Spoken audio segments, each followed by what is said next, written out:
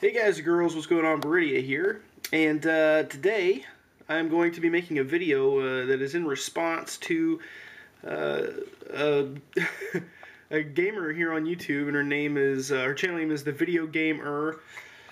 Her link will be in the description, the link to the video, and you'll be able to check that out. Anyway, so what prompted me to do this today was I'd never heard of her before, but Tevin made a video response to one of the videos that she made, and it was a video talking about game reviews. And I do encourage you to watch her video first, as it's going to yeah, it's going to be what I'm going to be talking about today.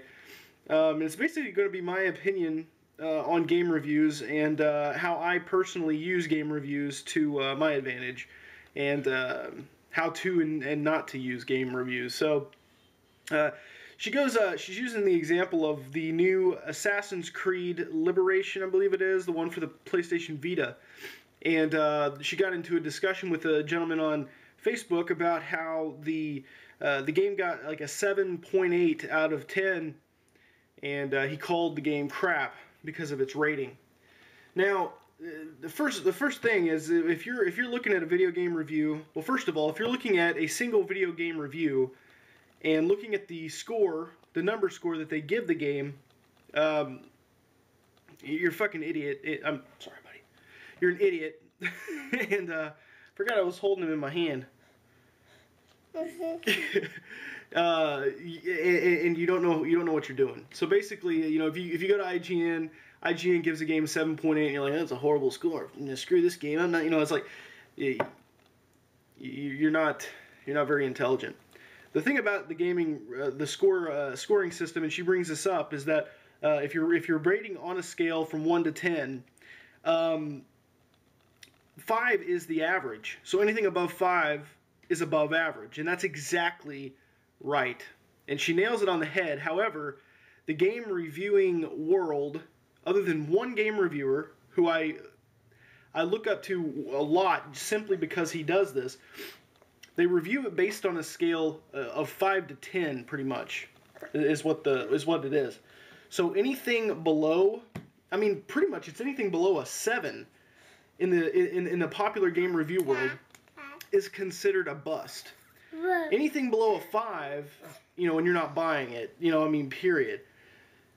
Angry Joe, however, he uses the real gaming score, where, you know, if a game is, you know, not that bad, that's an average game if it's not that bad, and he'll give that a 5. And he barely awards anything higher than an 8, even if it's a blockbuster game. You know, it's very rarely that he'll give it a 9, you know, with games that are just absolutely amazing, that just, you know, blow us away, like Borderlands 2, for instance. And that's how you should do it. However, even Angry Joe has his own opinion, and as she says in the video, every reviewer is biased. Every reviewer has their own way of thinking about a game. And because these reviews aren't done by a team of 10 people who are, you know, discussing it, it's not like a jury thing where they're discussing it and then giving their overall opinion in the end. Because that's the case, you are going to get a very biased review. Now I'm going to give you, I'm going to let you in on my thoughts on how game reviews can easily block out amazing opportunities in gaming. And is that good? Is that tasty? Does it taste like just like a phone case? Huh? Okay. Anyway, I'm gonna bring this to your attention. And this was the first time that a game review really swayed the way I thought about a game, because back in the day when this game came out, it, you know, $60 purchase, and you know, the reason that reviews in gaming are so much higher, you know, than in the movie industry or stuff of that nature, is because these games cost so damn much. $60 for entertainment. You go out and take a gamble. Hey! You could go out, take a gamble, and spend your $60 on something that's going to last you 4 hours, or you could easily spend that money on a game that's going to last you hundreds of hours. You know, Call of Duty versus Dark Souls or something like that. So basically, this game came out and got horrible reviews. This game is called Nier, and it got really, really bad reviews. They were 5s and 6s across the board. which to me as a gamer is a bad review. That means that it's mediocre at best and not worth my $60. So I waited and I continued to look, but every time I saw the game, I wanted to play. You know, it looked like something I wanted to check out. But there was always that, man, everybody hates this game. So I went ahead and decided one day that, you know what, I was going to try it out. And it turns out to be one of my favorite games of all time. I love it so much. The things that they reviewed negatively, I can look over. It's such a unique experience. And that's why, you know, when it comes to a game review, the best way to go about a game using game reviews is Metacritic. Now, I don't mean to go to Metacritic, look at the number score that the average of all the gamers, of all the people have, and just say, okay, well, everybody liked it or everybody hated it. No. That's not what I'm talking about. Metacritic is an awesome tool to utilize simply because it compounds all of the reviews across the web into one site, which simply just makes it easy to access.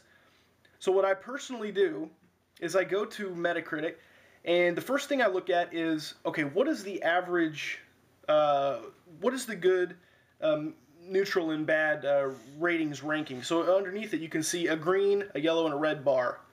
Now, for some games, it's all green with a few yellow, or it's, you know, 2 green with, you know, 20 yellow and 4 red. And what that means is that you're kind of seeing where the bias is, okay? So if everybody's is green, that means it's probably going to be a pretty good game. It means a lot of people enjoyed the game. If it's starting to mix their colors, that means, okay, now we've got a game that there's not a lot of people that are jumping on board with. Some people are liking it, some people aren't liking it. And in that case, you have a tool there where you can literally skim through every single review. And what you do in that point is you just look for common flaws that would hinder your experience with the game and possibly make it uninteresting to you. Now, in the case of Nier, there are tons of things that would upset some gamers, but didn't upset me at all. And because of that, I was able to brush those off. And those were not negative points for me, therefore the score is much higher. And I utilized Metacritic to do that. So in any case, having Sammy in here was a bad idea because now I'm just torn between watching him tear my room up. But I just wanted to give my opinion on the game reviews out there. You know, if you're one of those people looking into the scores on games, just stop. Okay? If you're really wanting to see if you're going to have a good time with the game, then, you know, quit being lazy. Do your own work and sort through the reviews yourself to find the pros and cons that appeal to you as a human, so that you can make your own biased opinion about the purchase. And then, believe me, because at some point you're going to find the Nier. You're going to find the game that everybody hated, that you didn't purchase because you were scared, but that you absolutely love. Maybe a game you don't ever want to tell anybody about because you're scared that they're going to judge you for it, but you'll find it. And when you do, you'll be thanking yourself for taking the time to crack open the page and read a little bit instead of looking at a number. Anyway, guys, check out the Video Game Her. She is a YouTuber here that does vlogs about video gaming.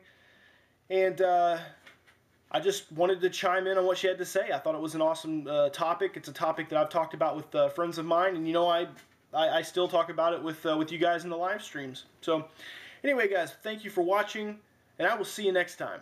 Later.